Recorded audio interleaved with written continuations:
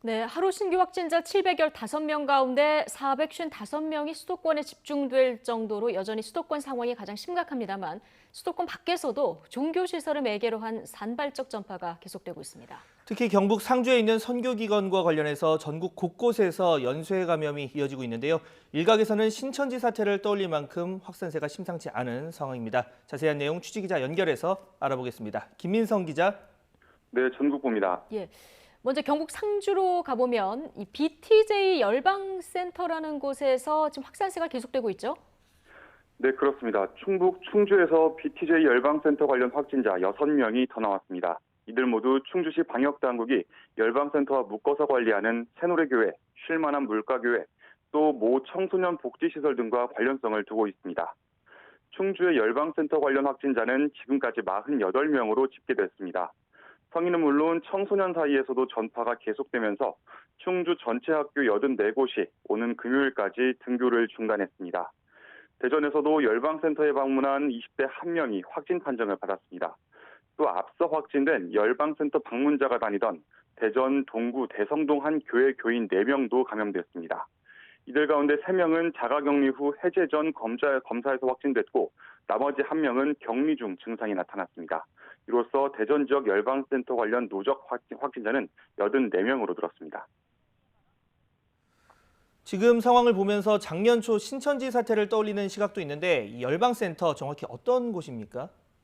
예, BTJ 열방센터는 전문인 국제 선교단, 이른바 인터콥이라는 선교기관과 협조해 운영되는 교육시설입니다. 이곳에선 선교에 관심 있는 교인들을 모아서 보통 1박 2일간 교육을 합니다. 한글날 연휴였던 지난해 10월 9일에서 10일 사이에는 약 2,500여 명이, 또 11월 27일부터 28일 교육 일정에는 대략 500명이 모였던 것으로 추정됩니다. 상주뿐만 아니라 전국 각지에서 교인들이 모였던 건데요. 지금까지 파악된 관련 확진자는 400명에 이릅니다. 물론 누적 확진자 5,000명을 넘었던 신천지 대구교회 사태와 직접 비교할 수준은 아니지만 개별 종교시설을 통한 전국적 확산세라는 점에서 가벼이 볼 수 있는 상황은 아닙니다. 이 때문에 상주시는 열방센터를 감염병 위반 혐의로 고발했고 경찰은 열방센터를 운영하는 인터콥 대표와 교육 관련 간부 등 3명을 검찰에 기소 의견으로 송치했습니다. 방역당국은 또 열방센터 관련자에게 금요일까지 진단검사를 받으라고 행정조치했고 별도 조치가 있기 전까지는 집합을 금지하라고 명령했습니다. 네, 지금 뭐 교회뿐 아니라 병원이나 요양병원발 확산 소식도 계속 들려오고 있는 상황이죠. 예, 그렇습니다. 어제 파악된 충북 진천군 신규 확진자 21명 모두 도움병원 환자들입니다. 이 병원 환자와 종사자 195명에 대한 6차 전수검사에서 또다시 감염 사실이 확인된 건데요. 도움병원 관련 누적 확진자는 109명으로 집계됐습니다. 충북 음성군에 있는 소망병원에서도 추가 확진자가 나와 관련 누적 확진자가 126명으로 늘었습니다.